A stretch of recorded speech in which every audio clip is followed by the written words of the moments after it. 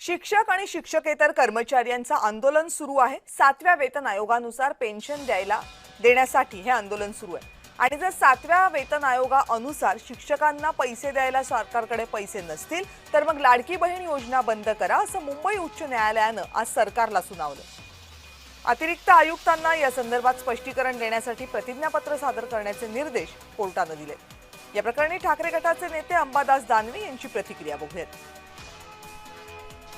अशा योजना चालवणं काही चुकीचं असं नाही म्हणता येणार, पण आपल्याकडे ग्रामीण भागात मान हातपाय बसून पांघरून घ्यावं अशा पद्धतीने आपल्याकडे म्हणून तशा पद्धतीने आर्थिक स्थिती नसताना मताच्या लालचेपायी योजना येणं हे चुकीचंच आहे।